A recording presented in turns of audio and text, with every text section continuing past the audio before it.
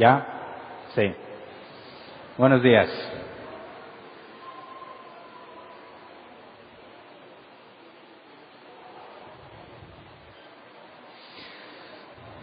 Antes de ver el pasaje inicial, el miércoles empezamos la carta a los Corintios y hablamos seriamente contra los hernanitas. Si no viniste el miércoles, no sabes qué es un hernanita. Pero los primeros 3 capítulos de Corintio, que es lo que analizamos, Pablo criticaba a la iglesia o regañaba a la iglesia diciéndoles que unos decían que eran de Pablo, otros de Apolos, otros de Pedro, otros de Cristo. Y Pablo analizaba por qué eso está mal en la iglesia, aun cuando algunos decían yo soy de Cristo, que no tiene nada de malo que seas de Cristo, pero en el contexto de las divisiones en la iglesia, Pablo hace énfasis que el mensaje es lo importante, así que dijimos que entre nosotros no debe de haber hernanitas, aquellos que piensan que yo tengo la verdad y que confían ciegamente en mí o que toman partido con respecto a mí, en mi caso de que yo soy pastor de enseñanza. Así que cualquiera que piense que sigue a una persona o se convierte en fiel fan, fiel seguidor de una persona, aunque esté en el ámbito cristiano, aunque esa persona tenga sana doctrina, como Apolos, Pedro y Pablo, estás mal en esencia, porque según Pablo estás omitiendo lo más importante en la predicación del Evangelio, que que Pablo dijo que el poder está en el mensaje, no en el portador del mensaje. Así que el portador del mensaje aunque a veces es importante que el portador tenga ciertas características, lo importante es el mensaje en sí. Entonces, estuvimos viendo en 1 de Corintios ese tema y quisiera que si no viniste el miércoles, por favor pidas el audio y te lo lleves porque es muy importante que como congregación lo tengamos claro. Y también quiero hacer una aclaración muy importante que hice el miércoles. El miércoles, la semana pasada ya ven que muchos se fueron de vacaciones, ¿verdad? Apenas se están reactivando. Y yo dije que se andaban mundaneando todos los que se fueron de vacaciones porque en lugar de venir a estudiar la palabra del Señor, andaban mundaneando en la playa, en otras partes de la República, y me retracto porque ahora ya me voy de vacaciones. Así que no mundanean esos. Yo tampoco voy a mundanear, pero les quiero avisar a todos que el miércoles y el domingo no voy a estar aquí. El miércoles va a predicar el anciano Ismael y el domingo va a predicar el anciano Gera Soriano. Entonces, se va a poner bueno, les recomiendo que vengan. El tema que va a tomar Ismael no tiene que ver con Corintios, él está estudiando otro tema y se los quiere compartir el miércoles, pero Gera va a retomar de donde yo me quede. Hoy vamos a analizar hasta el capítulo 6 más o menos y Gera va a continuar el próximo domingo. Ya de este miércoles que viene al otro, yo retomo donde se haya quedado Gera para continuar con el estudio de la carta a los Corintios. Entonces, les invito a que se vengan, que escuchen lo que Ismael tiene que decir, que escuchen lo que Gera tiene que decir. Va a haber sección de preguntas, porque toda persona que pase aquí a predicar tiene que dar la oportunidad de que la gente pregunte. Ya sea invitado, aunque no sea de esta iglesia, y si en algún momento llegamos a invitar a alguien, se le va a dejar bien claro, pero la gente te va a hacer preguntas abiertas que se tienen que responder. Entonces, les aseguro que se va a poner bueno, pero yo les aviso que mi familia y yo andaremos de vacaciones, y por cómo está la situación entre los cristianos hoy en día, tengo que hacer esta aclaración. Nadie en la congregación, ni yo, recibimos un sueldo de la iglesia. Así que me voy de vacaciones con mi propio dinero, ¿ok? Para que tengan sus conciencias tranquilas. Y nadie diga, pues lo que estamos dando en la iglesia y que se va de vacaciones. Aquí no puede pasar eso porque aquí nadie recibe un solo peso por el servicio que hace. Que si se hiciese bíblicamente no habría ningún problema. Pero por motivo de sus conciencias, no de ustedes, de los mal pensados de otras partes, tengo que aclarar que todo corre por mi cuenta porque yo tengo un negocio particular. No les voy a hacer publicidad de mi negocio hoy. Y yo, además de ser pastor de la cargado de la enseñanza, tengo un trabajo, ¿verdad? Y mi familia y yo vivimos de ese trabajo. nos tomamos en la parte que Pablo dijo que aunque pudiese haber un derecho de recibir un salario, prefiero no hacerlo para no hacer tropiezo a la iglesia. Así que por el bien de todos ustedes y nuestro, y en general de la congregación, y mientras Dios lo permita, estas manos, como dijo Pablo, con estas manos nos matamos, así dice la versión 60, con estas manos nos matamos para trabajar por nosotros. Y espero que ese ejemplo siga y nadie tenga la mentalidad de que un día va a ser pastor y eso significa que va a vivir de la iglesia. Claro que no, apégate al ejemplo de Pablo.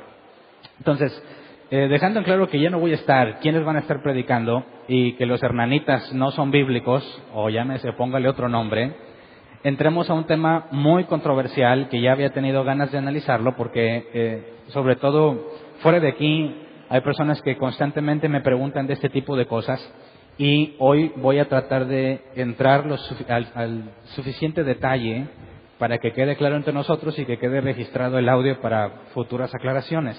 Vamos a Primera de Corintios 5:5. Primera de Corintios 5:5, Nueva Versión Internacional, dice: entreguen a este hombre a Satanás para destrucción de su naturaleza pecaminosa, a fin de que su espíritu sea salvo en el día del Señor. Entreguen este hombre a Satanás. El nombre del tema es entregado a Satanás. Y yo sé que se oye muy extraño este pasaje y algunos echan a volar su imaginación y se imaginan qué pasaría si tú le entregas a alguien a Satanás y le dices: Satanás, ahí te lo dejo. ¿Qué haría esa persona? O bueno, ¿qué haría Satanás con esa persona?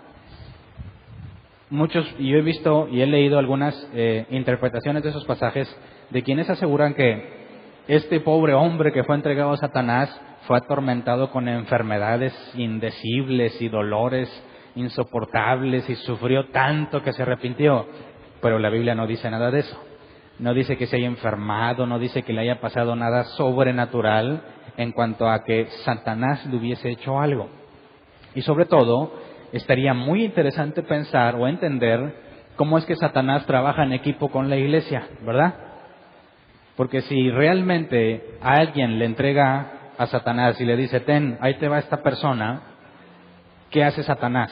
Dice: órale, muchas gracias, de aquí en adelante yo me hago cargo. O eso haría un bien o haría un mal. Nuestros amigos ateos preguntan: si Satanás hace lo malo, pero cuando te hace algo malo, tú te arrodillas y le pides perdón a Dios, ¿para quién trabaja Satanás? ¿Me explico? Si Satanás es tan malo, ¿qué sería realmente malo? ¿Que no te maltrate o que te maltrate? Y no estoy diciendo que Satanás sea bueno, pero a la luz de esta escritura quisiera que te hicieras esta pregunta.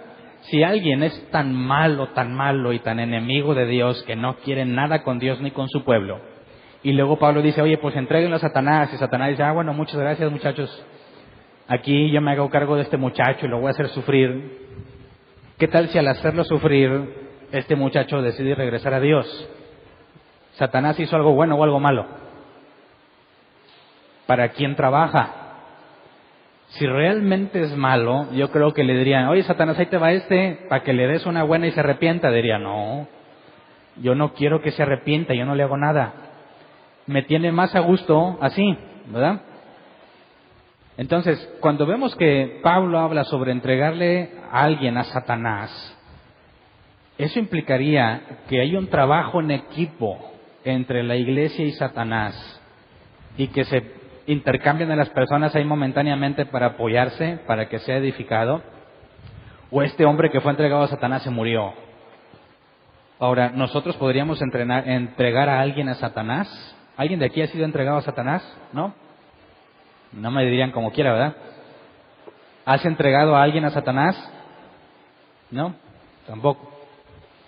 Entonces, ¿esto habla en sentido figurado o es algo que realmente sucedió? Para poder entender este tema nos vamos a meter a un tabú entre los cristianos, lo que se llama el juicio. Juicio. ¿Es bueno juzgar o es malo juzgar? Y cuando Pablo entrega a alguien a Satanás, ¿lo juzgó? Entonces, yo creo que entre el cristianismo actual hay un problema muy serio en cuanto al juicio se refiere dentro de la congregación. Hay quienes no quieren juzgar para nada y hay quienes juzgan a todos. ¿Conoces a alguien que juzga todo? que siempre se la pasa, como dicen, cortando cabezas, cristianos y no cristianos. Hermano, yo le vengo a exhortar porque usted está mal. Y esto, y la Biblia así, ya está, y ese pelo raro que trae, eso es del diablo. Bueno, ¿cómo se llama, hermano? Porque no lo conozco. Mucho gusto. Ya te cortó la cabeza, ya te juzgó y un montón de cosas, y ni siquiera conoce tu vida ni la vida de él. No se conocen, pero hay personas que están bien puestas para luego repartir. Y no nada más entre los creyentes, es más grave cuando se van con los no creyentes. Porque le presentan a un no creyente, ¿y qué es lo primero que hacen los cristianos estos que todo juzgan ante un no creyente? Dice, hay que decir la verdad, hay que predicar el evangelio, y tú eres un idólatra y te vas al infierno. ¿Qué está haciendo? Luego, juicio. Entonces, ¿es bueno o no? Y luego quienes se van al otro extremo. Y tiene ese caso de algo vergonzoso en una iglesia. Pasa algo muy vergonzoso en la iglesia, algo público. Al pastor lo cacharon con otra mujer. ¿Y qué dice el pueblo de Dios? Yo no juzgo. Solo Dios puede juzgar. ¿Verdad? Lo que nosotros debemos hacer es perdonarle y restaurarle. Yo no me atrevo a juzgar. Entonces tienen al pastor que anda haciendo ese mugrero, tienen a los líderes de la iglesia haciendo mugrero, y nadie quiere decir nada porque no quieren juzgar. El problema es que ambos lados, los que juzgan todo y los que no juzgan nada, se defienden con pasajes bíblicos, ¿verdad? Un ejemplo, vamos a Mateo 7, 1 y 2. Palabras de Jesús: no juzguen a nadie para que nadie los juzgue a ustedes, porque tal como juzguen se les juzgará, y con la medida que midan a otros se les medirá a ustedes. Entonces, hay personas que dicen, no, pues mira, aquí está muy claro, ¿no? Sí, pues el pastor se equivocó, andaba con otra, pero ¿quién soy yo para juzgarle? ¿Verdad? ¿Quién soy yo? Y peor, que yo también hago cosas malas. Así que si yo lo juzgo a él, luego me van a juzgar a mí. Y como yo también tengo cola que me pisen, pues yo no quiero que me juzguen. Así que, hermanito, le perdonamos su adulterio, no se preocupe. Y así Dios me va a perdonar a mí, ¿no? Jesús dijo cuando le enseñó a sus discípulos, perdonen vuestras ofensas, como también Dios le dice, ellos al Padre, perdona mi ofensa como yo perdono a los que me ofenden. Entonces, si yo no lo perdono, Dios no me va a perdonar a mí, ¿verdad? Ok. ¿Cuántos dicen amén? Son palabras de Jesús. Mateo 18, 21 al 22. Después de leer Mateo 7, donde no juzgues para que no seas juzgado, luego le agregan este pasaje. Mateo 18, 21 al 22. Pedro se acercó a Jesús y le preguntó, Señor, ¿cuántas veces tengo que perdonar a mi hermano que peca contra mí? ¿Hasta 7 veces? No te digo que hasta 7 veces, sino hasta 77 veces, le contestó Jesús. Entonces, a ver, seamos bíblicos. ¿Cuántas veces ha cometido adulterio? 1. Que nosotros sepamos, ¿verdad? ¿Hasta cuántas le tengo que perdonar? Según la NBI, pues hasta 77 veces. Entonces, pues le faltan muchas, ¿verdad? No andes juzgando. Tú perdona y no ates, perdona y no ates. ¿Has escuchado eso? Cuando tú no perdonas, estás atado a esa persona. Tienes que perdonar. Y dices, bueno, ¿y qué significa que perdono? Que se te olvida todo. Satanás es el único que recuerda las cosas malas, ¿no? Entonces, alguien te hizo daño y te pide perdón y tú dices, bueno, hombre, te perdono. Y luego, tal parece que te va a hacer el mismo daño y tú le dices, ya me hiciste eso. Pues decir, tú ya me perdonaste. Tú ya no tienes por qué acordarte de eso, ¿verdad?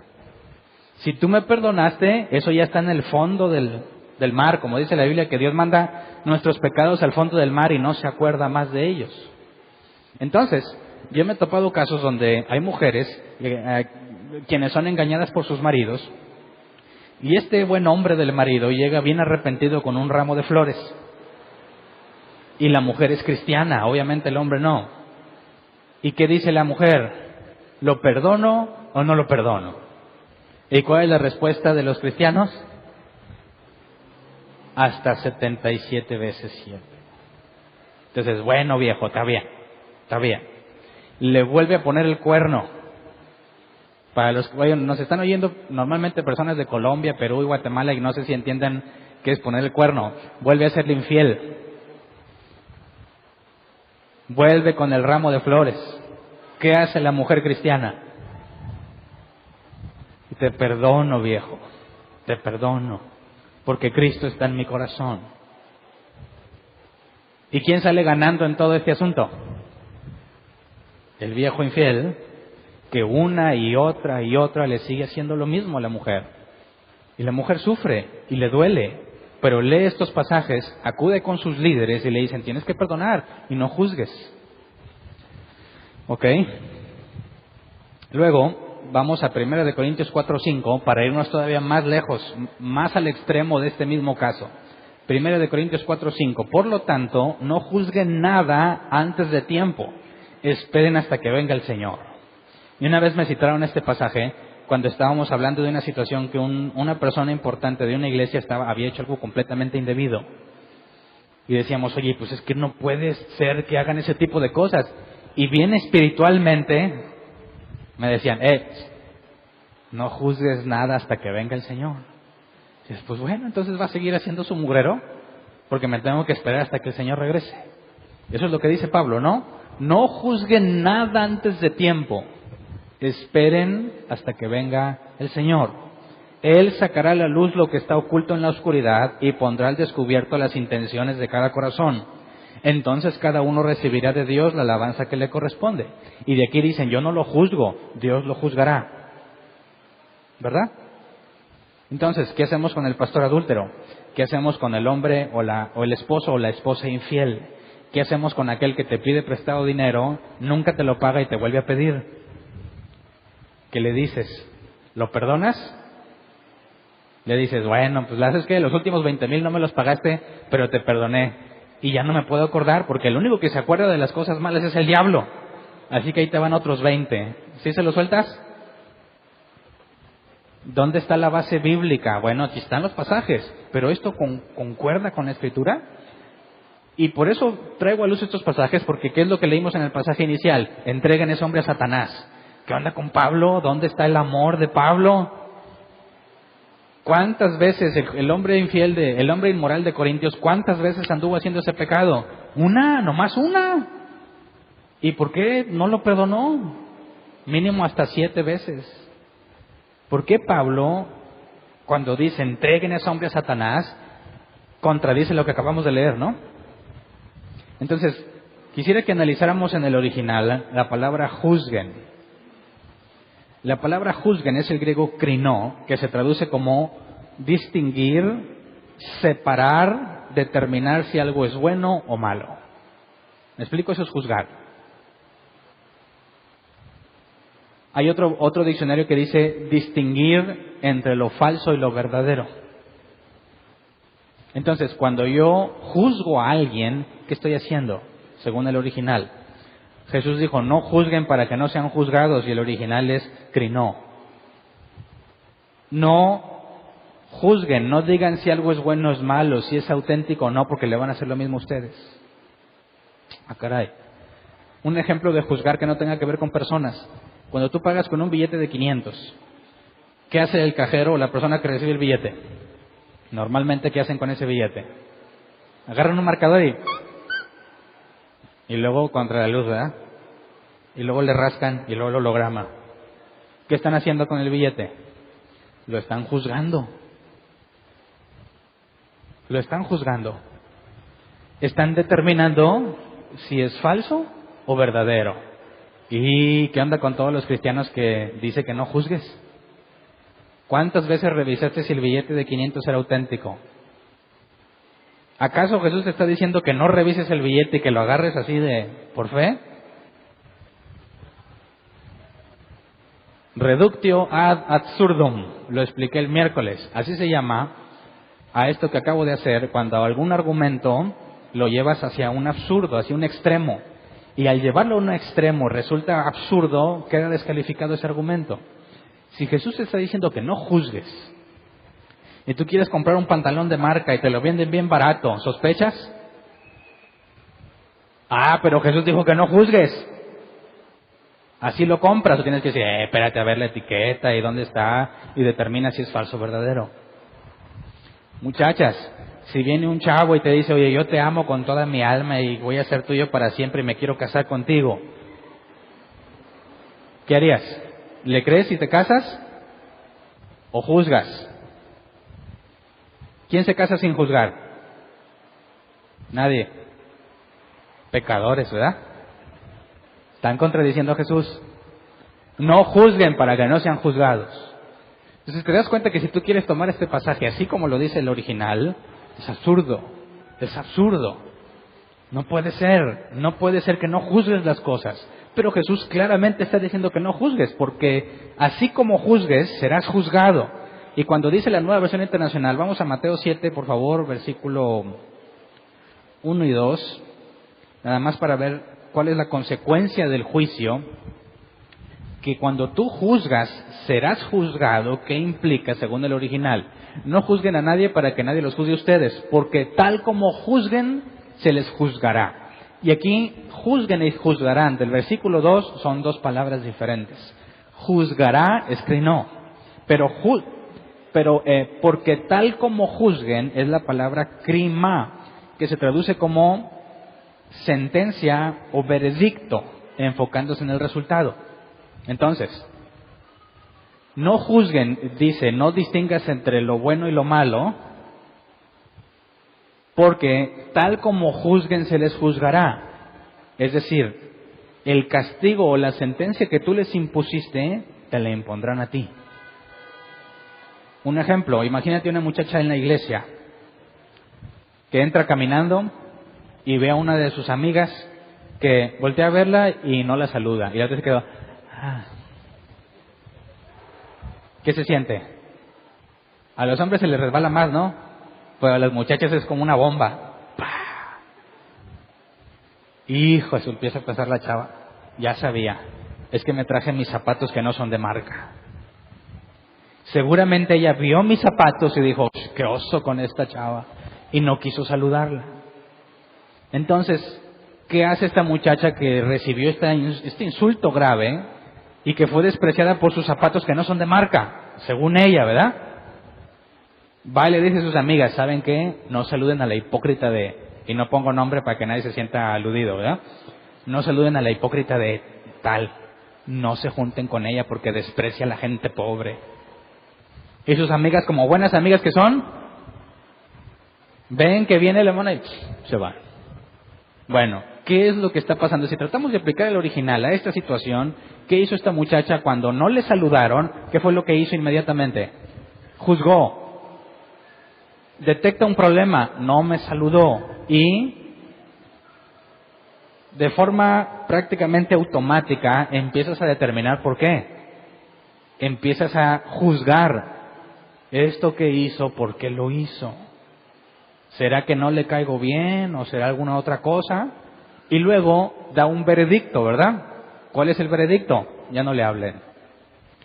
Cuando Jesús nos dice, porque tal como juzguen se les juzgará, está diciendo que en este ejemplo absurdo, si tú no saludas a alguien, por X razón, te aplicarían exactamente el mismo juicio y el mismo veredicto que tú hiciste. Entonces, si tú entras y no saludas a nadie, Dios diría, bueno, según el registro, tú no saludaste a esta muchacha por sus zapatos pobres y sus amigas ya no le van a hablar. Ah, bueno, cuando tú hagas eso, ahora la que entró, la que era ofendida, entra, no saluda a alguien, le van a aplicar exactamente lo mismo, la misma sentencia y el mismo juicio. Así que, ¿quién de aquí quiere ser juzgado? Yo entiendo que nadie se quiera meter a juzgar, porque todos tenemos áreas problemáticas, ¿no? Decimos, caray, no, pues yo también tengo cola que me pisen, no soy perfecto. Así que me mantengo fuera del problema para que no me pase eso. Leamos lo que dice la versión traducción lenguaje actual de ese mismo pasaje. Dice, no se conviertan en jueces de los demás y así Dios no los juzgará a ustedes. Si son muy duros para juzgar a otras personas, Dios será igualmente duro con ustedes. Él los tratará como ustedes tratan a los demás. ¿Ves? Que si aplicas el original, es posible una traducción así. Si son muy duros para juzgar a otras personas, Dios será igualmente duro con ustedes. Él los tratará como ustedes tratan a los demás. Entonces, ¿cómo quieres que Dios te trate? Cuando pecas, ¿qué quieres que Dios haga contigo? ¿Que haga como que nada pasó? Muchos cristianos dicen, pues sí, yo quiero que Dios así como que, Hernán, ¿te caíste? No importa. Y si dice, Hernán, ¿te caíste? Yo no le dije nada al que se cayó. A mí no me juzgues, Dios. Ahí dice, ¿verdad? Si yo no lo juzgué, tú no me puedes juzgar. ¿Y a qué nos lleva eso? ¿Nos acerca más a Dios? ¿O está complicando seriamente las cosas? Porque si nadie puede decir que algo es bueno o es malo, entonces no hay nada bueno ni malo, ¿verdad? Si no se puede juzgar, entonces cada quien haga lo que quiera y nadie se va a meter, porque nadie quiere que Dios lo juzgue. Entonces eso abre la posibilidad de que la gente haga lo que se le venga en gana y que nadie le diga nada. Y yo he visto que sucede muchas veces. Se abre la puerta a cierto libertinaje, donde todos, por ser espirituales, que reconocen su pecado, no quiere nadie señalar al otro, pues porque no me quiero ver yo la cara con Dios después, cuando me diga mis errores. Entonces, bíblicamente, tendríamos que entender qué es lo que está haciendo Pablo, porque parece que a Pablo le vale este asunto de no juzguen para que no seas juzgado, y aunque no está presente en la iglesia, aunque él está en otra parte, dicen, expulsen a ese, entréguenlo a Satanás. Y no es nada sensible. Ni siquiera ha hablado con el inmoral, y lo hace desde bien lejos. Entréguenlo a Satanás. ¿Cómo es que Jesús te dice que no lo hagas, pero Pablo no tartamudea, no se detiene la mano al momento de emitir un juicio? ¿A quién le hacemos caso? ¿Quién vota por Pablo? ¿Quién vota por Jesús? ¿Ninguno de los dos? Hace tiempo estábamos hablando con una persona sobre este tema y dice, no juzguen. Pablo dijo que sí. Pablo, ¿pero qué dijo Jesús? Pues que no. Y le digo, bueno, ¿y a quién le hago caso? ¿A Jesús, a Pablo? ¿Cuál crees que fue su respuesta? Pues a Jesús. Pablo es un hombre. Y dices, no, hombre, esa respuesta está peor. Porque si Pablo me dijo mentiras, ¿verdad? Si entre Jesús y Pablo no se ponen de acuerdo, pero Jesús es más grande que Pablo y por eso le hago caso a Jesús y digo que echo a la basura todo lo que dijo Pablo, estoy diciendo que la Biblia es falsa. Porque si la Biblia es inspirada por Dios, no se pueden contradecir Jesús ni Pablo. ¿Por qué? Porque lo que Jesús dijo fue por el Espíritu Santo en Jesús. Y lo que Pablo dijo fue por el Espíritu Santo en Pablo. Así que si tenemos que Jesús y Pablo no se ponen de acuerdo, el problema no sería ni de Jesús ni de Pablo, sino del Espíritu Santo en ellos. ¿Verdad? Entonces decir que es mejor hacerle caso a Jesús que a Pablo es negar que la Escritura sea inspirada por Dios. Así que vas de mal en peor, ¿verdad? No juzgas, porque Jesús dijo, y luego dices, y la Biblia no está inspirada. Así que cada quien la interpreta como quiera, y cada quien haga lo que quiera. Y nadie nos metemos. ¿Alguien ha estado en una congregación así? ¿Cómo es la vida en una congregación así? Yo sí he estado en congregaciones así. ¿Cómo es la vida en una congregación así? Todo el mundo sabe el chisme, todo el mundo sabe lo que está mal, pero nadie abre la boca. ¿Verdad? Nadie dice nada. Pero bien que comen prójimo, ¿verdad? Comíamos prójimo. Porque esto es así sabroso de que no te sabes la última, maná. Vámonos, déjame te cuento para que ores por él. Porque esto es espiritual, ¿verdad? Para que ores por él. No, hombre, no sabes, que Chuchita la de no sé quién y con la otra, se echaron ojos. Y digo, es extraño porque luego los vieron juntos allá. ¿Y qué dice la pastora? Ni sabe, hermana, ni sabe. Oremos para que Dios le revele. Todo el mundo sabe y tiene una idea de lo que está pasando. Y nadie dice nada. ¿Por qué? ¿qué pasó, hermano? No juzgues, no juzgues. Y cuando la bomba explota y se hace público, todos quieren mostrar amor, ¿verdad? Le amamos, hermano, le amamos en el Señor. No, ya, eso no pasó, no se preocupe, todos estamos aquí para apoyarle, hermano. Y ahora se vuelven muy espirituales y muy amorosos, pero ¿cómo traían el chisme? Así que tan mal están los chismosos como el que está pecando de adulterio, ¿sí o no? Están igual de mal todos en la congregación. Y se supone que todos están basándose en la enseñanza de Jesús. Es imposible que haya una congregación bíblica donde exista la verdad si la gente no dice nada y no juzga. Por eso es muy interesante la condena que Pablo pone. ¿Y qué criterios usó? Entonces, empecemos a analizar este problema porque no puede haber una contradicción entre las palabras de Jesús y las palabras de Pablo, menos entre los hechos de Jesús y los hechos de Pablo, porque Pablo dijo, imítenme a mí como yo imito a Cristo. Y Pablo decía que él era un imitador de Cristo, aunque parece que aquí no lo está imitando mucho, ¿verdad? Parece que está haciendo lo contrario. Entonces, vamos a 1 de Corintios 5, 3 al 5. Determinemos esto. Si Jesús te dijo que no juzgues, y luego que tienes que perdonar hasta 77 veces 7, y luego Pablo dice que no juzgues hasta que Jesús venga, leamos esto. Dice 1 de Corintios 5, 3 al 5, NBI. Yo por mi parte, aunque no estoy físicamente entre ustedes, sí estoy presente en espíritu, y ya he juzgado como si estuviera presente al que cometió este pecado. Cuando se reúnan en el nombre de nuestro Señor Jesús y con su poder yo los acompañe en espíritu, entreguen a este hombre a Satanás para destrucción de su naturaleza pecaminosa, a fin de que su espíritu sea salvo en el día del Señor. Entonces, ahora pongamos en problemas a Pablo. Pablo y Jesús nos están enseñando cosas distintas, aparentemente. Y luego Pablo, que te dijo, no juzgues hasta que venga el Señor, ¿qué nos acaba de decir? Ya juzgué. Así que un Pablo tendría problemas consigo mismo, ¿verdad? En su misma carta, diciendo que no juzgues hasta que venga el Señor, y luego él diciendo, yo ya juzgué. Así que,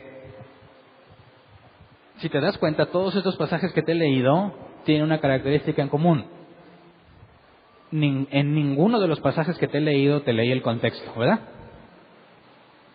En ninguno. Y de esos pasajes que te leí empecé a hacer un montón de conclusiones, ¿te diste cuenta?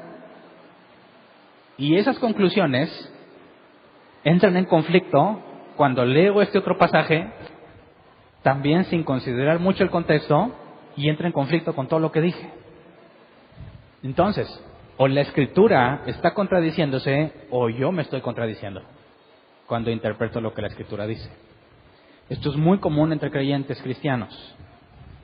Enseñan muchas cosas y dicen muchas cosas, muy profundas a veces, de 1 o 2 versículos. Doctrinas enormes que están sostenidas en un solo pasaje. Y ese pasaje sin contexto.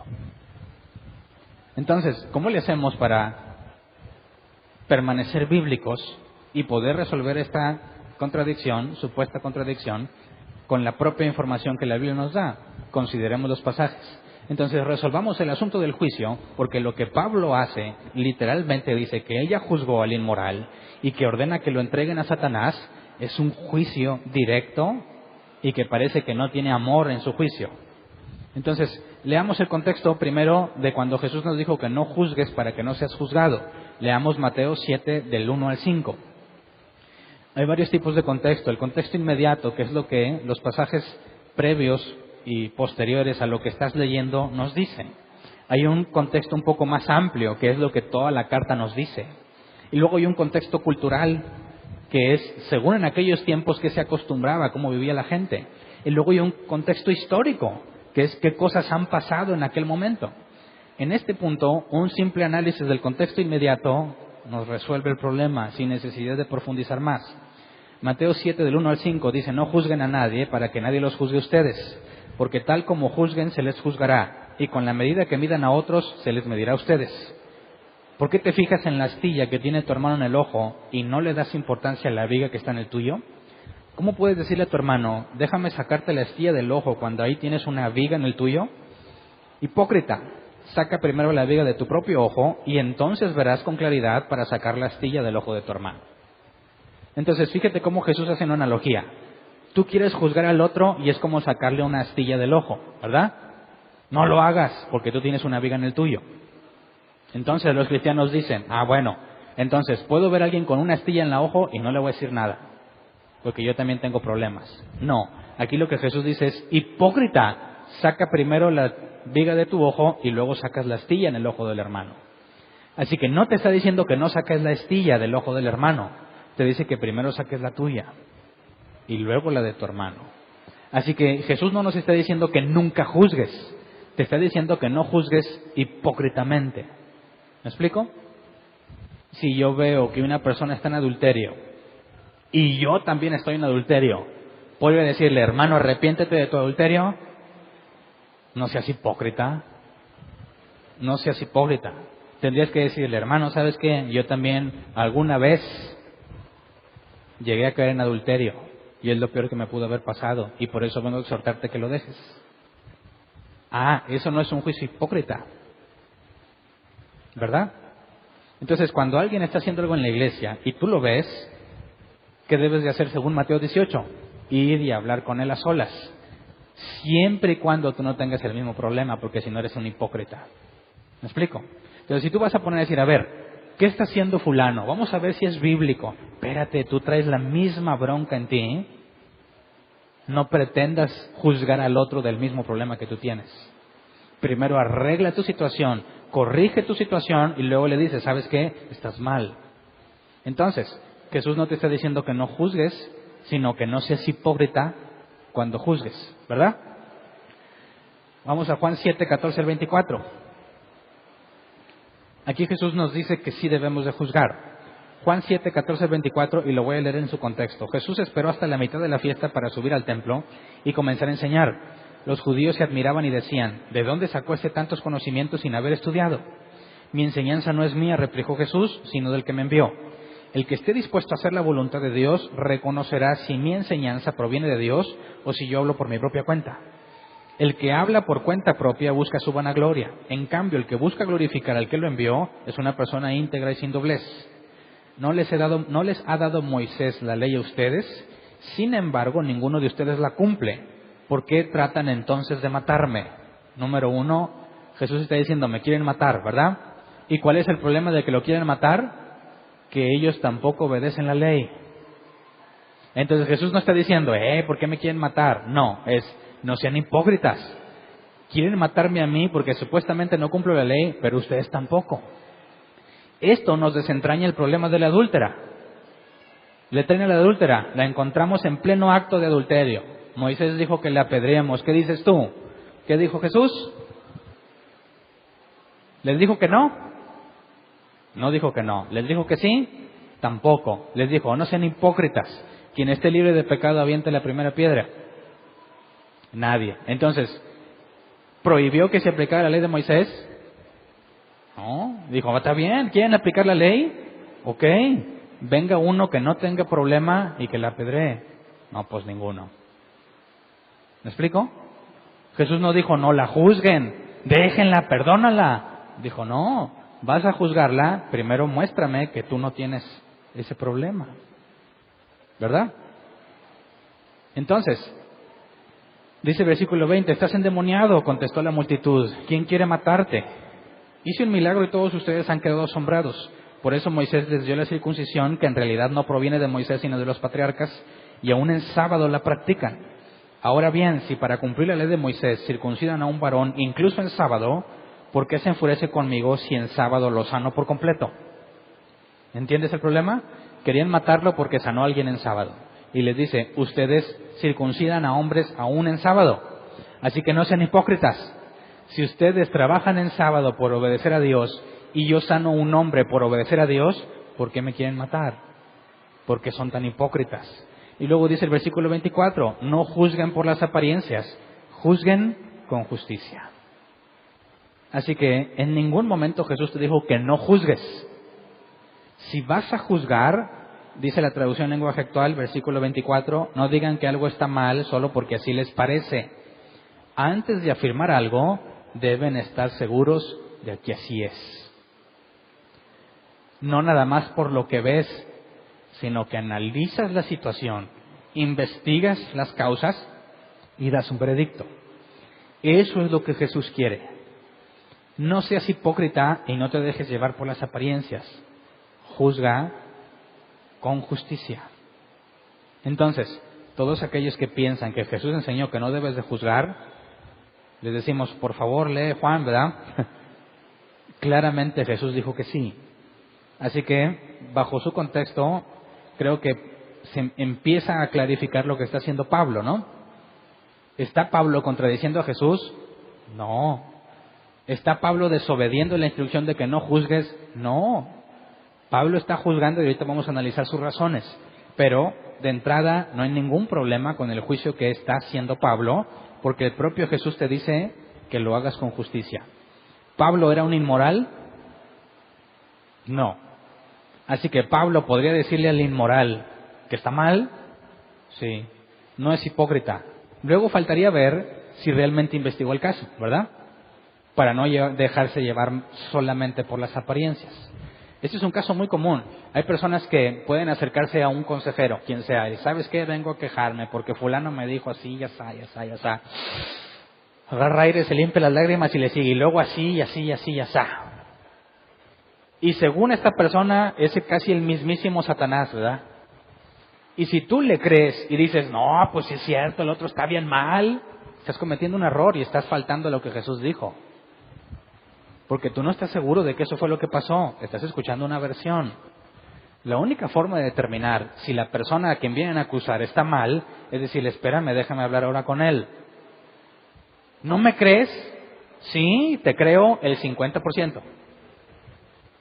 El 50% no lo pongo en duda, pero me falta escuchar la otra versión para tener el otro 50%. Y luego los junto y tengo el 100%. ¿Verdad? Y cuando escuchas la otra persona, te dice que el diablo es el otro, ¿verdad? Entonces dices, a ver, parte de aquí, parte de acá, y puedo tener una idea clara de lo que pudo haber pasado. Y no es suficiente. Porque ¿qué es lo que dice Mateo 18? Primero ellos dos, y si no, trae testigos. Entonces, si vienen dos personas, si vinieran conmigo a decir, oye, que traemos este asunto, está bien, te creo la mitad y te creo la mitad, pero déjame hablar con testigos. ¿Por qué? Porque tengo que juzgar con justo juicio. ¿Y qué pasa si ellos dicen, no, es que tenemos este problema? Y digo, caray, pues yo también, ¿sabes qué? Te voy a recomendar a otro. Te voy a pasar con aquel, porque si yo quiero ser bíblico, yo diría, yo no puedo sacar la pajilla en su ojo cuando tengo una viga en el mío.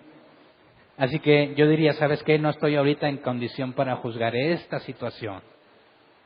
Pero hay alguien más que lo puede hacer. Fíjate cómo eso nos empieza a orillar a tener que encontrar lo auténtico y lo falso, lo bueno y lo malo, siempre y cuando lo hagas correctamente. Si tú quieres sacar el juicio en la iglesia, lo único que queda es caos. Entonces, leamos este otro pasaje, 1 de Corintios 4 del 1 al 6, para leer el contexto del otro. Cuando Pablo nos dijo que no juzgue nada hasta que venga el Señor, ¿a qué hace referencia? Dice, que todos nos consideren servidores de Cristo, encargados de administrar los misterios de Dios. Ahora bien, a los que reciben un encargo, se les exige que demuestren ser dignos de confianza. Por mi parte, muy poco me preocupa que me juzguen ustedes o cualquier tribunal humano. Es más, ni siquiera me juzgo a mí mismo. Pausa. Para aclarar las palabras de Pablo, eso tiene que ver con lo que vimos el miércoles. Pablo dice que el espiritual lo juzga todo, pero no es juzgado por nadie. Y yo hice la aclaración el miércoles. Eso no significa que si yo soy más espiritual que tú, yo te puedo juzgar y tú a mí no, ¿verdad? Porque si no consideras el contexto, parece decir que el espiritual juzga todo, pero nadie lo juzga a él. Y así son muchos pastores, ¿no? Les encanta estar tú mal, y pastor tú, no juzgues. El espiritual lo juzga todo, pero no puede ser juzgado por nadie. No. ¿Qué está diciendo aquí Pablo? Por mi parte, muy poco me preocupa que me juzguen ustedes. ¿Qué le está diciendo? ¿Me vale lo que ustedes digan? No. Muy poco me preocupa. Es decir, tengo la conciencia tranquila. ¿Me explico? No estoy, hombre, se van a poner a investigarme. Híjole, ¿no? Va a salir este asunto. Señor, por favor, no me saques a luz ese problema. Eso es preocuparse porque te juzguen. Si no me preocupa que me juzguen, siéntale, analízame. No tengo nada de qué preocuparme. No es algo despreciativo. Y bueno, hoy no tengo el tiempo para demostrártelo, pero llévate el audio del miércoles. El miércoles analizamos cómo es que el espiritual sí juzga todo, pero no lo juzgan a él según el original. Ay, que ahorita no tengo tiempo de leerlo, pero bueno, avancemos. Dice el versículo 4, porque aunque la conciencia no me remuerde, no por eso quedo absuelto. El que me juzga es el Señor. ¿Ves como cuando dice que no le preocupa, tiene que ver con su conciencia? Mi conciencia no me remuerde. Ahora, eso no significa que sea perfecto. Dice, aunque la conciencia no me remuerde, no por eso quedo absuelto. El que me juzga es el Señor. Por lo tanto, no juzguen nada antes de tiempo. Esperen hasta que venga el Señor. Él sacará a la luz lo que está oculto en la oscuridad y pondrá al descubierto las intenciones de cada corazón. Entonces cada uno recibirá de Dios la alabanza que le corresponde. Y luego el versículo 6 es interesantísimo. Dice, hermanos, todo esto lo he aplicado a Apolos y a mí mismo para beneficio de ustedes, con el fin de que aprendan de nosotros aquello de no ir más allá de lo que está escrito. Así ninguno de ustedes podrá engreírse de haber favorecido al uno en perjuicio del otro. Entonces, esto de no juzgar nada hasta que Jesús venga, ¿a quién se lo está aplicando? A él y a Apolos. ¿Por qué? Porque el miércoles analizamos que unos decían yo soy de Apolos y otros decían yo soy de Pablo. Y Pablo dijo, ni Apolos ni Pablo es nada. ¿Quieres saber quién realmente hizo mejor cosas? No hay forma hasta que llegue el día que Jesús venga y nos enjuicie para analizar la recompensa. Y Pablo dijo que algunos construyen heno, hojarasca y madera, y otros oro, plata y piedras preciosas. Pasará el fuego el día que seremos juzgados, y aquel que se le vino abajo el heno, madera y paja, sufrirá pérdida, pero será salvo.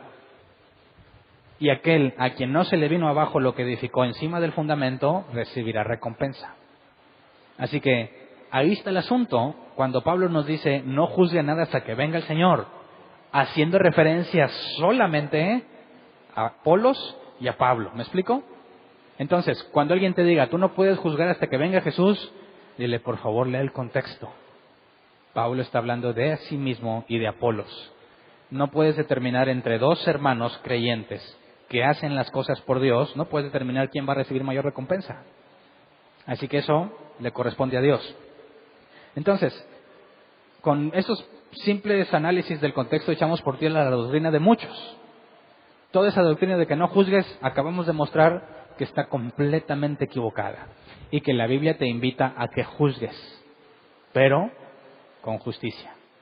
Y ahí está el problema, ¿verdad? Ahí es cuando entramos con el otro extremo, al que todo juzga, ¿verdad? Dicen, bueno, y lo tengo que decir, le dicen a los no cristianos, ¿verdad? Te vas al infierno por idólatra. ¿Quién te dijo eso? Mi apóstol. ¿Quién es el idólatra?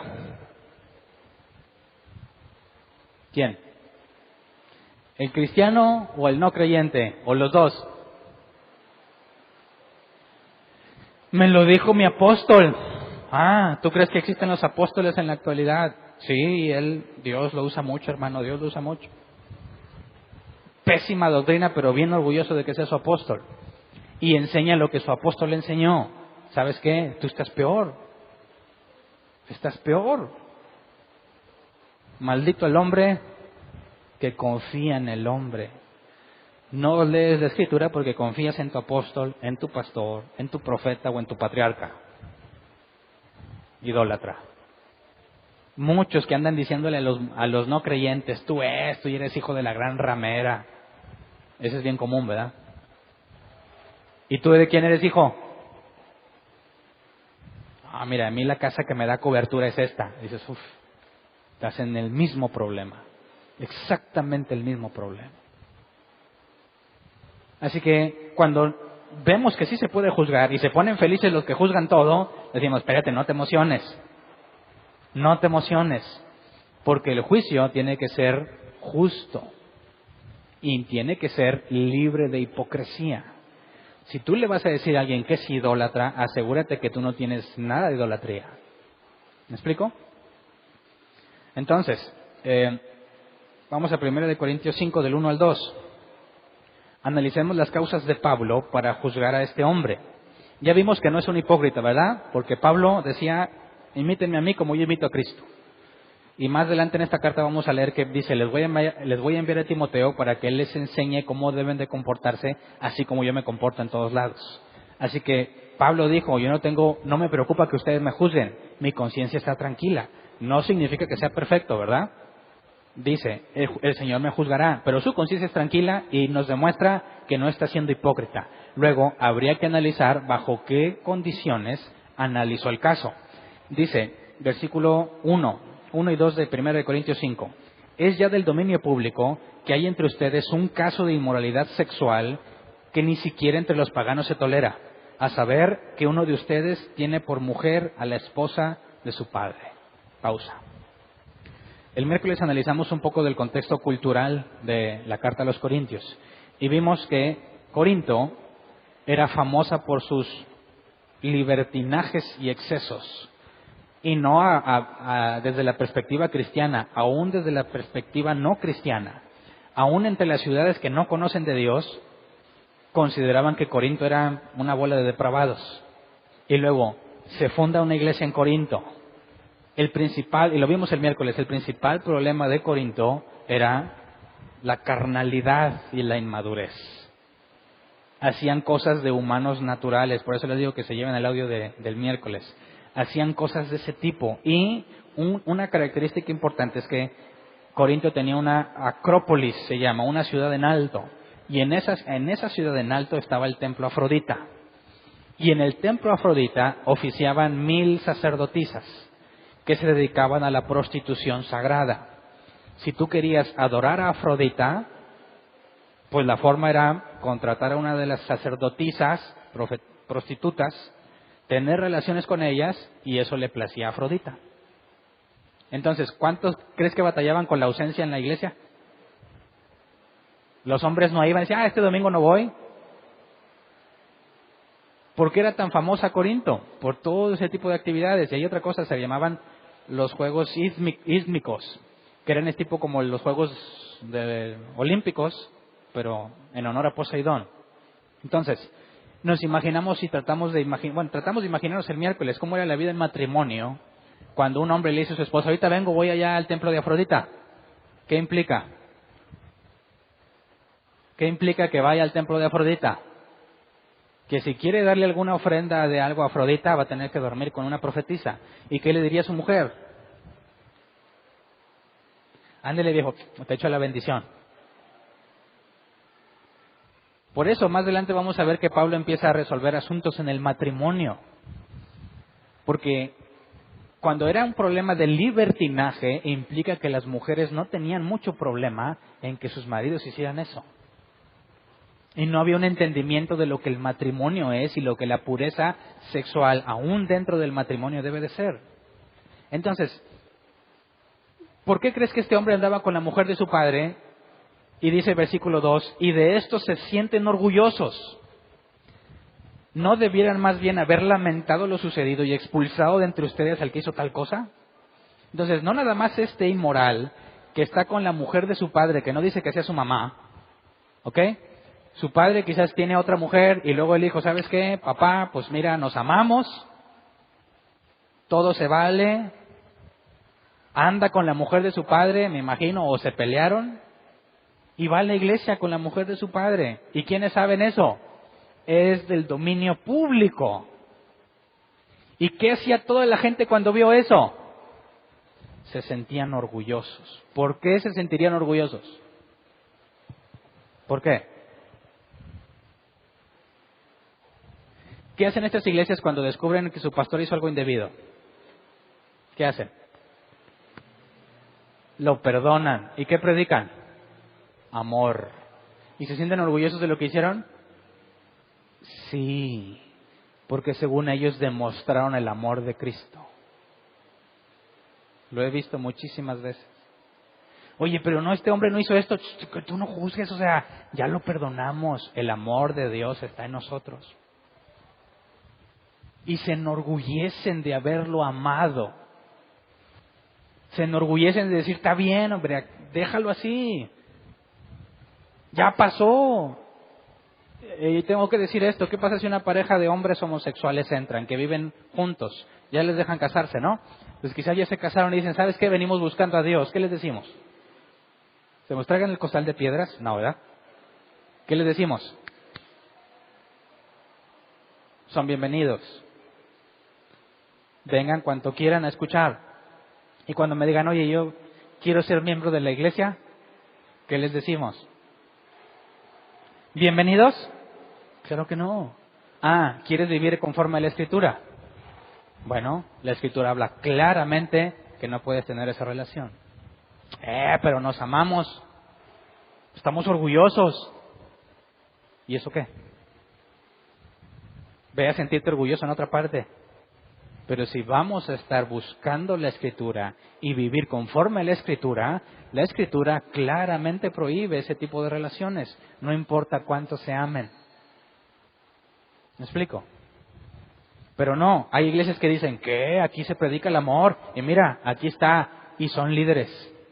Y son los directores de alabanza. Y son los encargados de evangelismo. Y se enorgullecen en lugar de lamentar lo sucedido. Entonces, ¿entiendes por qué están orgullosos los corintios? Aquí abunda el amor y la restauración. Algunos llegan a pensar que este hombre era alguien importante en la iglesia. Era alguien reconocido. Y ahorita te doy un pasaje que pudiera hacernos ver eso. Pero entonces, es del dominio público, ¿verdad? Todo el mundo sabe y nadie dice nada. Y luego vamos a 1 Corintios 1, al 11 al 13. Dice, digo esto, hermanos míos, porque algunos de la familia de Cloé me han informado de que hay rivalidades entre ustedes. Me refiero a que unos dicen yo sigo a Pablo, otros afirman yo a Apolos, otros yo a Cefas y otros yo a Cristo. ¿Cómo? ¿Está dividido Cristo? ¿Acaso Pablo fue crucificado por ustedes o es que fueron bautizados en el nombre de Pablo? Entonces, cuando los de la familia de Cloé le informaron sobre las divisiones en la iglesia, ¿le habrán informado sobre este asunto de la inmoral? Claro. Pablo dice es de dominio público y aunque él no estaba, pero nos dice que los de la familia de Cloé le avisaron sobre la situación de la iglesia. ¿Qué está haciendo Pablo con los informantes, con los que chismearon? Les dijo Pablo, se dice el pecado, pero no el pecador. No, ¿sabes qué? Ellos me dijeron. Y que todos lo saben. ¿Por qué Pablo expone a los de la familia de Cloé en lugar de protegerlos para que le sigan informando? Digo, si andas haciendo algo mal y sale el que chismea, ¿verdad? Ahí vas tú. Pastor, están haciendo eso. ¿Lo van a volver a invitar? ¿Tú lo volverías a invitar? ¿Ah? Entonces dicen algunos pastores, está bien, gracias por avisarme, pero mira, tú sigue ahí de infiltrado, ¿verdad? Digo, para que me siga pasando información. ¿Qué hace Pablo? Los expone. ¿Por qué? ¿Qué tiene que demostrar Pablo? Ya demostró que no es un hipócrita. ¿Ahora qué tiene que demostrar? Que su juicio es justo y que hay evidencia. Y si es del dominio público, la evidencia tiene que ser pública. ¿Ya no te vas a juntar con los de Cloé porque es un chismoso? ¿Sabes qué? Al contrario, nos vamos a sentir bien agradecidos que ustedes ya no se junten acá. Porque aquí no estamos buscando guardar las apariencias. Estamos buscando la verdad. Y si alguien dice la verdad y te ofende, el problema no es el que dijo la verdad. El problema eres tú que te ofende la verdad. Así que no hay razón para ocultar al informante. Al contrario, se exhibe al informante para que vean que hay alguien que tuvo cordura y que mostró amor hacia los demás y tuvo el valor de decir esto está mal. Y alguien tiene que hacer algo al respecto. ¿Quién muestra amor? ¿El que sabe y no dice nada? ¿O el que se para y dice, eso está mal. ¿Quién muestra más amor? Ahora, ¿quién está libre de pecado para que diga eso? Todos mienten, ¿verdad? En algún momento de su vida. ¿Quién podría acusar al mentiroso? Por eso, el juicio, justo juicio, no puede ser hecho por una sola persona.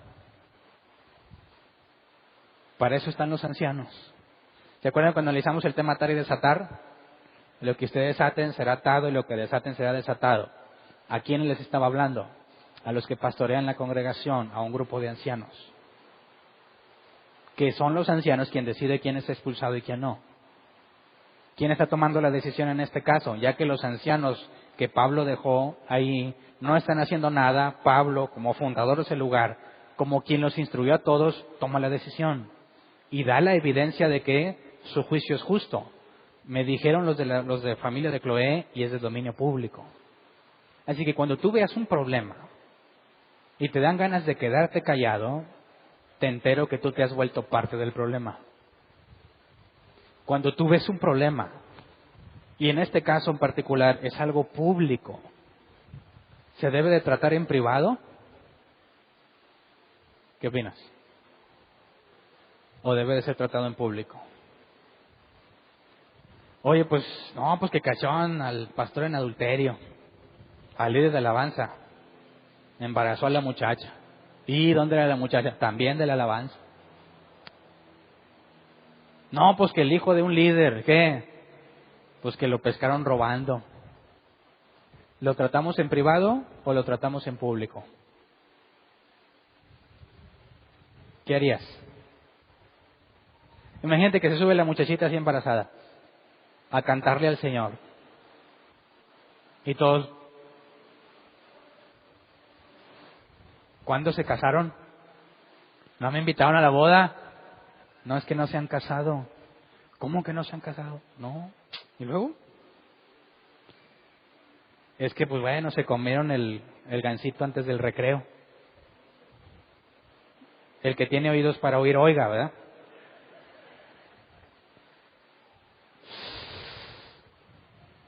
Pero ya la perdonamos. Ya pasó. ¿Qué van a ver las demás muchachitas cuando ven que esta se sube? Como que nada pasó. ¿Qué van a pensar? ¿Cuál es el mensaje que reciben? ¿Qué pasa cuando dicen, oye, a ver, ustedes dos de la alabanza, que todos los ven y que no se puede esconder?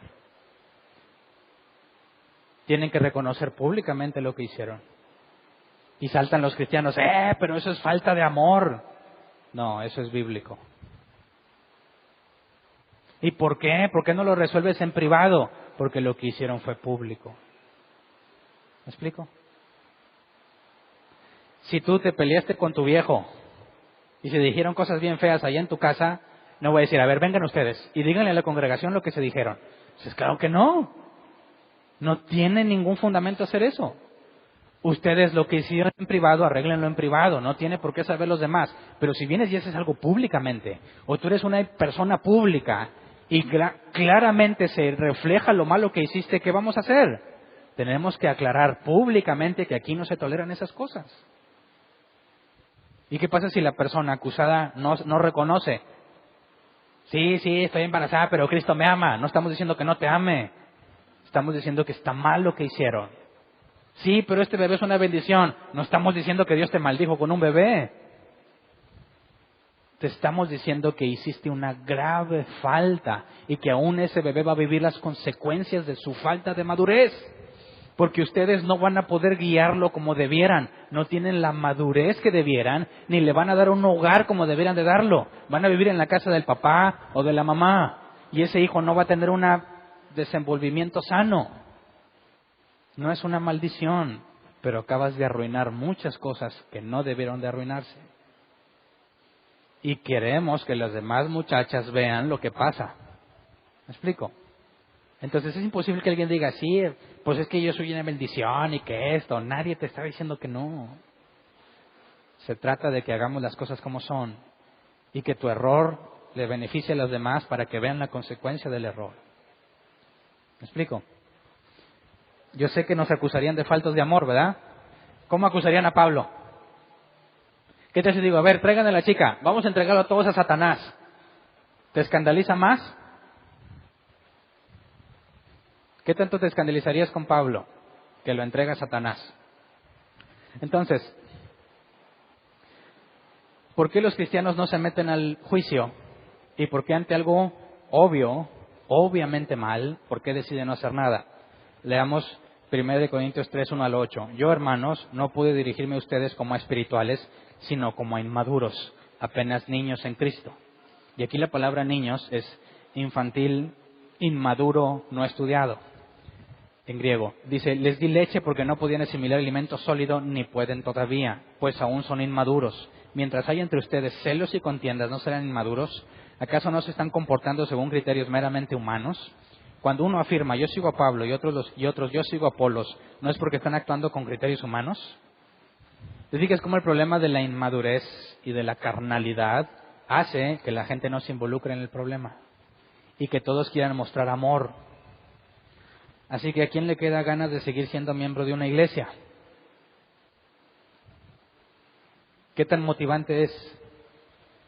¿O es un compromiso serio? Hebreos 5 del 11 al 14 dice, sobre este tema tenemos mucho que decir, aunque es difícil explicarlo, porque a ustedes lo que les entra por un oído les sale por el otro. En realidad, a estas alturas ya deberían de ser maestros, y sin embargo, necesitan que alguien vuelva a enseñarles las verdades más elementales de la palabra de Dios. Dicho de otro modo, necesitan leche en vez de alimento sólido. El que solo se alimenta de leche es inexperto en el mensaje de justicia. Es como un niño de pecho. En cambio, el alimento sólido es para los adultos, para los que tienen la capacidad de distinguir entre lo bueno y lo malo, pues han ejercitado su facultad de percepción espiritual. Entonces, si nada más tomas lechita, si nada más es Jesús es amor y te quiere dar una vida mejor y todo lo puedo en Cristo que me fortalece y todo obra para bien a los que aman al Señor, ¿cuál es la consecuencia? Que tienes un retraso espiritual. Estás retrasado. Debiendo ser maduro, sigues como bebé de pecho. Entonces, Hernán, esos temas son muy duros para tratarlos en la iglesia. ¿Cómo ves? ¿Te parece muy duro esto? ¿O necesitas lechita? Necesitamos como congregación meternos en los asuntos difíciles, examinarlos a la luz de la Escritura y que te formes un criterio, que te haga madurar y que te haga ser útil en una congregación, para que cuando detectes un problema hagas lo correcto. Si estos temas no los tocamos nunca en la congregación, ¿cuándo vas a madurar? ¿Me explico? Dios nos libre de que nos pase algo así, pero cuando pase, yo creo que todos vamos a tener información suficiente para saber qué hacer. Y aunque no dudo que algunos empiecen a defender el amor, el verdadero amor es hacer lo correcto. Hay un proverbio que dice que es mejor el amigo que te hiere que el enemigo que te besa. Lo mejor que puedes hacer a alguien que está en un error o en una doctrina equivocada, ¿qué es? Decirle la verdad. Si callas y no dices nada, te vuelves cómplice. Así que 1 Corintios 5, 6 al 8, hacen mal en jactarse. ¿No se dan cuenta de que un poco de levadura fermenta toda la masa? Desháganse de la vieja levadura para que sean masa nueva, panes sin levadura, como lo son en realidad, porque Cristo nuestro Cordero Pascual ya ha sido crucificado. Así que celebremos la Pascua no con la vieja levadura, que es la malicia y la perversidad, sino con pan sin levadura, que es la sinceridad y la verdad. Sinceridad y verdad. ¿Ves algo? ¿Qué haces? Dices la verdad y eres sincero. Si no, estás faltando a estos pasajes. No puedes ser sincero ni hablar con la verdad si simplemente te callas. Ahora, ¿por qué fue acusado en público este hombre? Públicamente fue entregado a Satanás. Este es un pasaje, leamos primero de Timoteo 5, 19 al 20, que es algún pasaje que algunos utilizan para pensar que este hombre era una especie de líder o anciano, el inmoral. Dice, no admites ninguna acusación contra un anciano, a no ser que no esté respaldada por 2 o 3 testigos. A los que pecan, repréndelos en público para que sirva de escarmiento. Entonces, están a este que van a entregar a Satanás, lo están haciendo públicamente. Y algunos piensan que entonces será una especie de anciano. Y era todavía más grave, ¿no? Por eso usé muchos ejemplos de los pastores en adulterio y de líderes en cosas graves.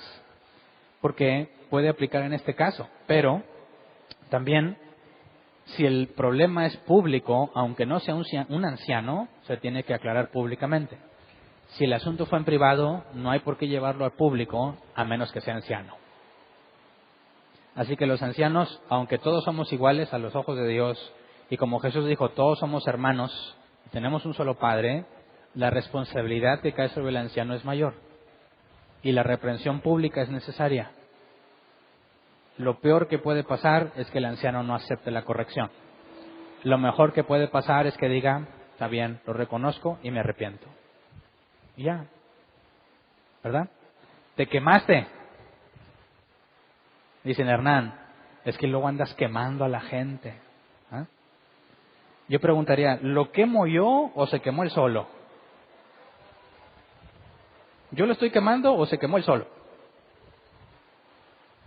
Yo no, él solo. Yo solamente estoy siendo sincero y cumpliendo mi parte bíblica. Oye, es que es vergonzoso. Sí, pues eso debe haberle pensado, ¿verdad? Antes de hacerlo. Porque el hecho de que yo lo diga no lo hace vergonzoso. Es vergonzoso lo que hizo, aunque yo no lo diga. Y cuando lo digo no le agrega más vergüenza. Es la misma. ¿Y sabes qué? Cuando le hizo no le importó. ¿Verdad? Entonces dices, hijo, eso. No se pongan de pechito. Porque es necesario que salga a la luz la situación para que todos vean que eres tan humilde y que realmente conoces a Dios que dirás, acepto la culpa y me retracto. Y reflejes los frutos del Espíritu. ¿Te vamos a correr si dices eso? Claro que no. Tú dices, no, ustedes me están juzgando mal y me quieren avergonzar. ¿Sabes cuál es el paso que sigue, verdad? Entregarlo a Satanás. No hemos entregado a nadie a Satanás. ¿Quién se quiere estrenar? ¿Qué significa esto? 1 Corintios 5, 3 al 5. Yo por mi parte, aunque no estoy físicamente entre ustedes, sí estoy presente en espíritu. Y ya he juzgado como si estuviera presente al que cometió este pecado. ¿Qué clase de poder sobrenatural tenía Pablo? Que estaba allá y acá al mismo tiempo. Pablo estaba en otra parte y según vimos esto lo escribió desde Efeso. Y luego dice, pero yo estoy con ustedes en espíritu. Y dices, ándale, ¿qué tal si un Pablo nos está viendo ahorita aunque está en otra parte? ¿Nos está hablando de una especie de estar en 2 lugares al mismo tiempo? No, acuérdate que la palabra espíritu es neuma, viento. Y en algunos casos se traduce como intención. Entonces, cuando Pablo dice que está presente en espíritu, ¿qué significa? ¿Que ahí está el espíritu de Pablo? No. Que hay más personas que tienen esa misma intención dentro de la congregación. Y que ese espíritu de Pablo no nada más es en él. No nada más él piensa que está mal. También hay gente que piensa igual. Así que está presente en espíritu. ¿Me explico? Versículo 4. Cuando se reúnan en el nombre de nuestro Señor Jesús y con su poder yo los acompañe en espíritu, nuevamente, ¿verdad? Con la misma intención, entreguen a este hombre a Satanás para destrucción de su naturaleza pecaminosa, a fin de que su espíritu sea salvo en el día del Señor.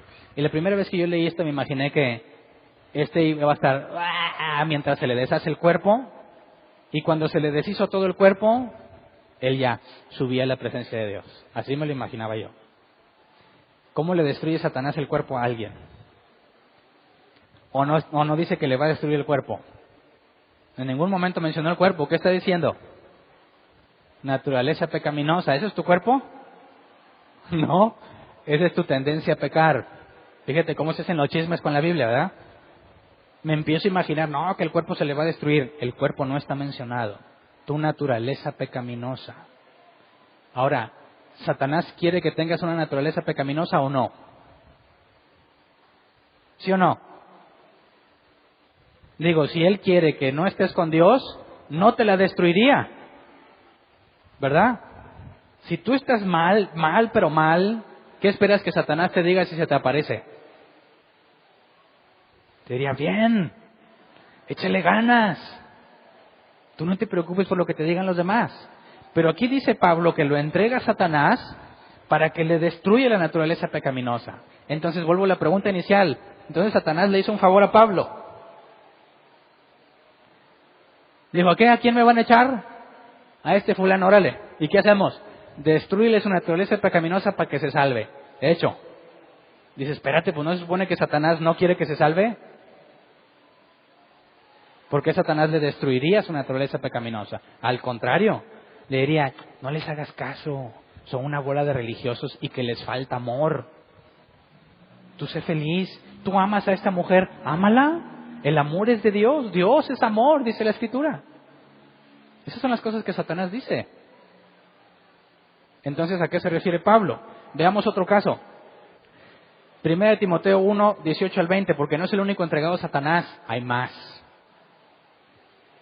Timoteo, hijo mío, te doy este encargo porque tengo en cuenta las profecías que antes hicieron acerca de ti. Deseo que apoyado en ellas pelees la buena batalla y mantengas la fe y una buena conciencia. Por no hacerle caso a su conciencia, algunos han naufragado en la fe, entre ellos están Himeneo y Alejandro, a quienes he entregado a Satanás para que aprendan a no blasfemar. Así que Pablo no era primerizo cuando entregó al de Corintios, ¿verdad? Ya se había chutado a Himeneo y Alejandro. ¿Qué les pasó a Himeneo y Alejandro? ¿Qué les hizo Satanás? Leamos 2 de Timoteo 2, 16 al 18. Nos da un poco más de información. Evita las palabrerías profanas porque los que se dan a ellas se alejan cada vez más de la vida piadosa y sus enseñanzas se extienden como gangrena. Entre ellos están Himeneo y Fileto, que se han desviado de la verdad, andan diciendo que la resurrección ya tuvo lugar y así trastornan la fe de algunos. Entre 1 de Timoteo y 2 de Timoteo se dice que hay un año de diferencia. En 1 de Timoteo nos dice Pablo, ya los entregué a Satanás. En 2 de Timoteo, ¿qué están haciendo Himeneo? Mínimo Himeneo. Sigue predicando. ¿Y qué predican? Falsas enseñanzas. Entonces, ¿los destruyó? ¿Satanás los destruyó? No, siguen vivitos y coleando. Y siguen enseñando falsas doctrinas. Así que, mínimo en el caso de Himeneo, porque Pablo mencionó a Alejandro Alejandro y Fileto, ¿verdad? O Himeneo y Alejandro, ya me revolví. Himeneo y Fileto. Bueno, aquí tenemos entonces que claramente siguen enseñando doctrinas incorrectas. Y luego 2 de Timoteo 4, 14 al 15. Alejandro el herrero me ha hecho mucho daño. El Señor le dará su merecido. Tú también cuídate de él porque se opuso tenazmente a nuestro mensaje. Entonces, este tipo de personas, Alejandro, Himeneo y Fileto, que fueron entregados a Satanás y no fueron destruidos, siguen enseñando doctrinas erróneas. Entonces, ¿qué fue lo que Satanás les hizo? ¿O no les hizo nada? Y luego vamos a 2 de Corintios 2, 5 al 11. ¿Qué pasó con el inmoral al que entregaron a Satanás? Dice, si alguno ha causado tristeza, no me la ha causado solo a mí, hasta cierto punto lo digo para no exagerar, se la ha causado a todos ustedes. Para él es suficiente el castigo que le impuso la mayoría. Más bien debieran perdonarlo y consolarlo para que no sea consumido por la excesiva tristeza. Por eso les ruego que reafirmen su amor hacia él. Con este propósito les escribí, para ver si pasan la prueba de la completa obediencia. A quienes ustedes perdonen, yo también lo perdono. De hecho, si había algo que perdonar, lo he perdonado por consideración a ustedes, en presencia de Cristo, para que Satanás no se aproveche de nosotros, pues no ignoramos sus artimañas. Este hombre, que habían expulsado en la primera carta, ¿qué hizo después en la segunda carta a los Corintios? Dio muestras de arrepentimiento. Y cuando demostró que estaba triste, tan triste, que Pablo le preocupaba que no se pusiera tan triste, para que no fuera consumido, le dijo, perdónenlo y restauren su amor a él. Entonces, vemos que Himeneo, Alejandro y Fileto fueron entregados a Satanás y nunca recapacitaron ni se arrepintieron. El caso del el inmoral en Corinto, sí se arrepintió y fue reconciliado en la iglesia. Entonces, ¿qué hizo Satanás? ¿O no hizo nada en ninguno de los casos? ¿Los destruyó o no los destruyó? Claro que no los destruyó. Entregarlo a Satanás tiene que ver con lo que Jesús enseñó. Jesús dijo, el que no junta conmigo, desparrama. Jesús le dijo a los fariseos, ustedes no entienden mi mensaje porque no son de mis ovejas. Ustedes son de vuestro padre el diablo. Entonces, ¿una persona es oveja de Cristo u oveja de quién? Del diablo. ¿Puede haber alguien neutro? Dice, mira, yo ni Dios ni el diablo. Yo aquí en medio. No.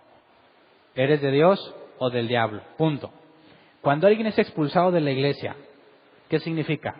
¿Quién se reúne en la iglesia? Los miembros de la iglesia, ¿qué son?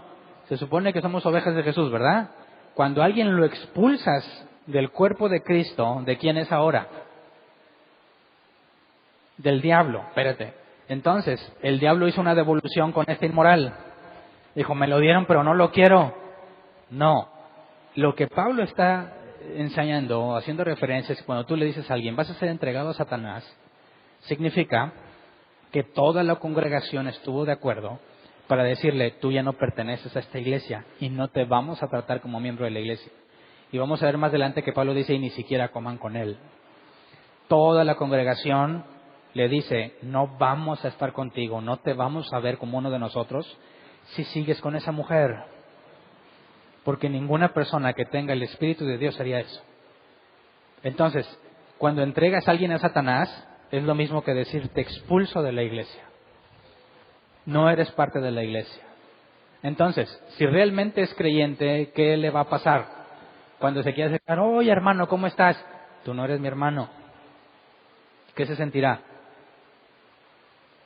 Oye, pero pues vamos a reunirnos a orar. No queremos relacionarnos contigo mientras tú sigas dando evidencia en contra de tu fe en Cristo. ¿Qué se sentirá? ¿Sentirías feo? ¿Te dolería? ¿Cuántas iglesias había en Corinto? Una. ¿Dónde se podía congregar este hombre? No en ese lugar. Y ningún cristiano le hablaba. ¿Qué pasó con este hombre? Se entristeció. ¿Por qué? Porque ya no era parte de la iglesia. Y cuando vieron evidencia de su arrepentimiento, lo reconciliaron. ¿Se acuerdan de la perseverancia de los santos? Si realmente tienes el Espíritu Santo, aunque hayas hecho algo grave, ¿qué vamos a ver en ti? Una restauración. Pero Himeneo, Alejandro y Fileto, ¿qué hicieron cuando toda la iglesia los hizo a un lado? Siguieron enseñando sus falsas doctrinas. ¿Y cuál es la conclusión de ellos? Estaban con nosotros, pero no eran de nosotros. ¿Me explico? Si fueran de nosotros, se hubieran quedado. Entonces, cuando tú expulsas a alguien, ¿qué estás poniendo a prueba? Si el Espíritu Santo está en él. Si el Espíritu Santo está en él, vas a ver arrepentimiento. Si no está en él, se va a alocar más. ¿Verdad? Entonces, cuando veas, que espero no pase nunca entre nosotros, pero si llegue a pasar, cuando expulsemos al inmoral, hereje entre nosotros, y tú hayas participado en ese proceso porque la expulsión es pública, sabes que tienes una parte que cumplir en ese proceso. Y quizás es muy dura para ti no relacionarte con el inmoral. 1 Corintios 5, 9 al 12. Por carta ya les he dicho que no se relacionen con personas inmorales. Y dices, oye Hernán, pero ahí en la oficina hay uno que es bien inmoral. Mi jefe es bien inmoral. ¿Tengo que renunciar a mi trabajo? No, dice. Versículo 10. Por supuesto, no me refería a la gente inmoral de este mundo, ni a los avaros, estafadores o idólatras. En tal caso, tendrían ustedes que salirse de este mundo. Pero en esta carta quiero aclararles que no deben relacionarse con nadie que llamándose hermano sea inmoral o avaro, idólatra, calumniador, borracho o estafador. con tal persona ni siquiera deben juntarse para comer. Entonces, cuando alguien es expulsado, ¿cuál es la responsabilidad de todos los miembros de la iglesia? No relacionarse con él mientras esté expulsado. ¿Cuántos cristianos crees que cumplen esta parte de la Escritura? ¿Cuántos de aquí la han cumplido alguna vez?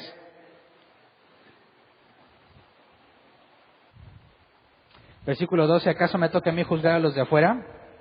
¿No son ustedes los que deben juzgar a los de adentro? Entonces, si tú le andas diciendo idólatra y no sé qué a la gente de afuera, estás juzgando a los de afuera, ¿verdad? ¿Y qué dice Pablo?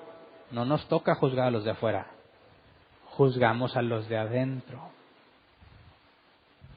Entonces, si tienes un amigo católico, mormón, ateo, testigo de Jehová, ¿Dios te ha llamado para que siempre le estés diciendo lo idólatra y abominable que es? No. No tienes por qué juzgarlos a ellos. ¿Qué significa eso? Digo, si no tiene el Espíritu de Dios, ¿qué clases de cosas van a hacer? No necesitas juzgar, ¿no? Ya sabes qué cosas van a hacer. Es lo normal. De hecho, al revés, te sorprendes cuando dices, órale, ni los cristianos hacen eso, ¿verdad? Me sorprendo de que hacen cosas muy buenas, mucho mejor que muchos cristianos. Pero cuando hacen cosas malas, ni te asustes. Dices, pues es natural. El problema es que hay cristianos en las congregaciones que se portan como si no lo fueran y le llamas hermano. Y lo invitas a la carne asada. Comes con él, te relacionas con él, cuando no debieras hacerlo. Entonces, ¿está Pablo causando divisiones? Tito 3:10, al que cause divisiones, amonéstalo 2 veces y después evítalo. Si entre nosotros alguien se pone loco y enseña cosas que no son de la Escritura, ¿qué debe de hacer según Tito? Evítalo, amonéstalo 2 veces y después evítalo. Yo sé que se oye muy feo y se oye muy frío, pero es la única oportunidad que tienes para saber si realmente es un creyente. Según de Tesalonicenses 3:6, hermanos, en el nombre del Señor Jesucristo les ordenamos que se aparten de todo hermano que esté viviendo como un vago y no según las enseñanzas recibidas de nosotros.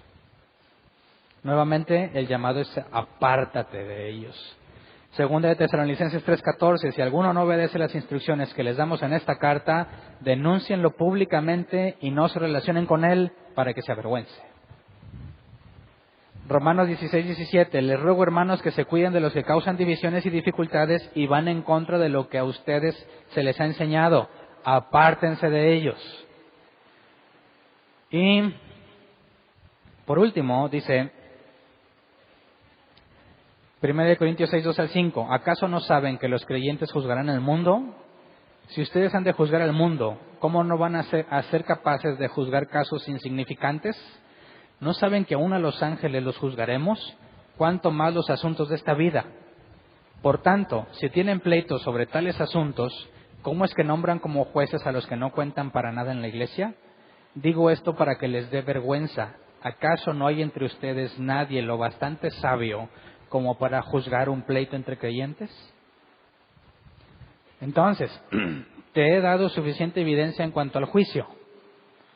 Es una vergüenza que no juzgues a los de la iglesia. Es una vergüenza que no juzgues a los de la iglesia. Si entre nosotros hay personas que son pro amor y no quieren juzgar para no ser juzgados, es porque son inmaduros. Niños de pecho que necesitan alimento sólido. Y serán reprendidos 2 veces y si no entienden, serán evitados. Pero quisiera que entendiéramos para terminar este tema, que toda esta frialdad, entre comillas, toda esta frialdad, no te juntes con él, evítalo, no se relacionen con el inmoral. ¿Para qué es? Para darle una oportunidad de arrepentirse. Si le niegas esa oportunidad, está mal él y estás mal tú. Si tienes un hijo muy desobediente, y nunca lo corriges, ¿qué va a pasar con ese hijo? ¿Un día mágicamente va a cambiar? Claro que no. ¿Y quién tiene responsabilidad sobre su hijo por nunca confrontarle sus malas acciones? Tú vas a ser juzgado culpable por la actitud de ese niño.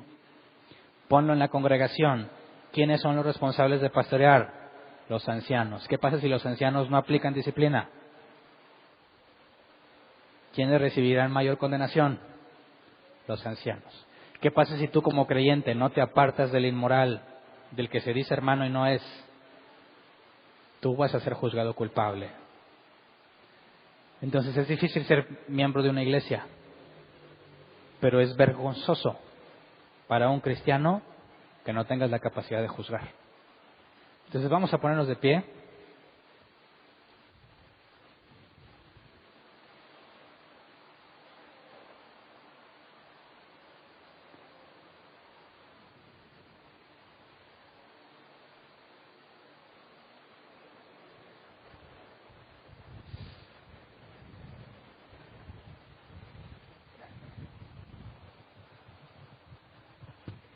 ¿Qué pasa en un caso que tú hayas vivido? Yo creo que todos conocemos cristianos que no son cristianos, ¿verdad? Levante la mano quien no conoce a un cristiano que cuando lo ves actuar te das cuenta que no es cristiano. ¿Quién no conoce a uno así? Todos lo conocen. Ok. ¿Qué hacemos con esos amigos que tenemos y cuando leemos que no nos juntemos con ellos, qué debemos de hacer? ¿Quién de aquí te voy a eliminar del Face porque eres un inmoral? Momento. Esto aplica en la congregación de los santos, ¿verdad? En los que tienen un compromiso por ser bíblicos. Si en otras iglesias no tienen ese compromiso, es otra cosa. Si a ellos no les importa basarse en las escrituras, es otra cosa. No tengo por qué andarles diciendo nada a ellos porque ni cuentan como cristianos, ya que ni siquiera obedecen la escritura. Cuentan como un incrédulo. Por sus frutos los conoceréis.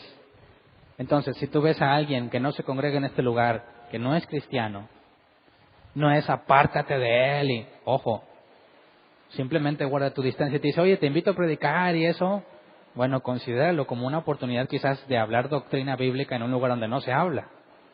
Pero si le dices, ven, te invito a predicar, dices, ah, caray, ¿cómo pones tú en lugar público a alguien que tú sabes que no es cristiano?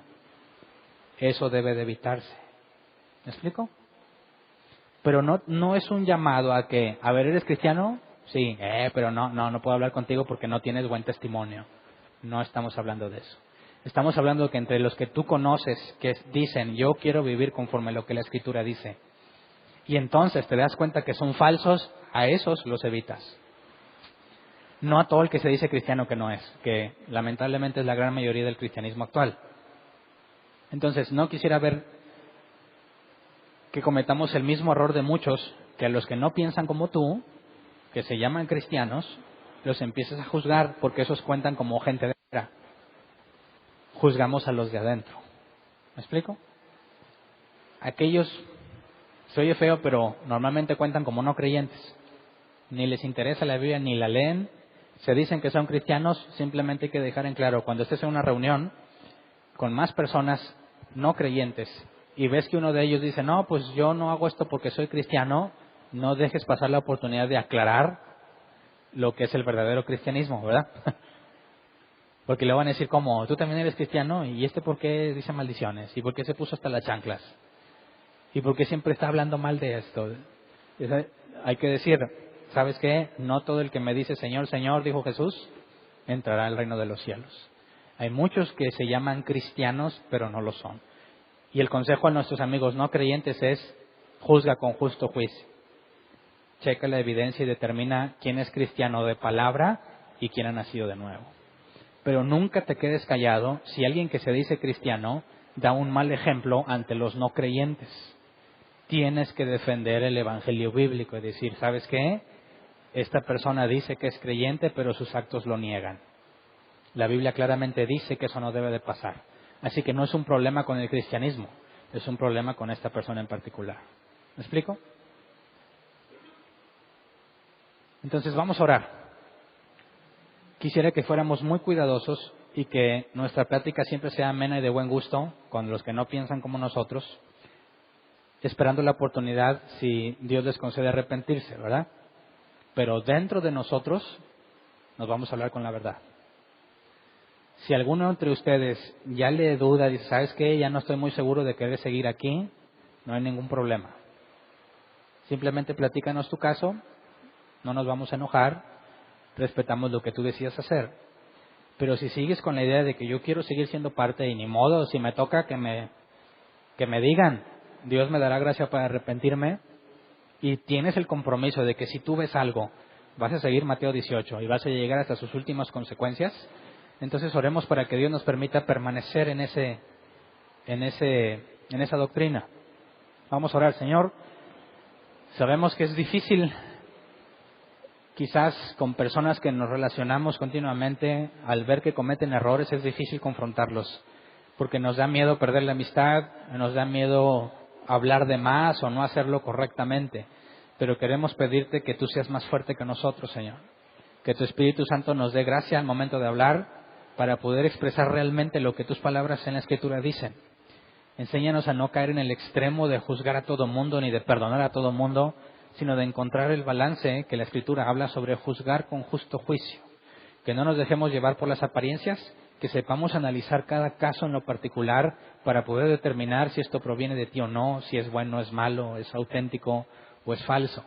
Pero no permita, Señor, que nuestras emociones en cuanto al amor se interpongan cuando llegue el momento de disciplinar al que así lo merezca. Señor, que ninguno de nosotros quede sin disciplina. Tu palabra dice que tú disciplinas a tus hijos, a los que amas, y dejas sin disciplina a los que no consideras hijos tuyos. Así que, Señor, en tu misericordia te pedimos que nunca nos dejes sin tu disciplina.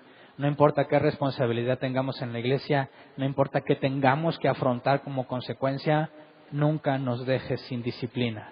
Concédenos permanecer firmes y si hemos caído, concédenos que lo que dice en tu Escritura, 7 veces caerá el justo, mas tú lo levantarás. Señor, en medio de nuestros errores y nuestros tropiezos, no nos sueltes nunca, no dejes que nada nos aparte de tu mano, como dice tu palabra, que nada nos aparte de tu amor, como dice tu palabra, para que en medio de los errores que podamos cometer, si es que tú lo permites, podamos dar evidencia de genuino arrepentimiento para el beneficio de todos aquellos que se hayan enterado del problema que cometimos.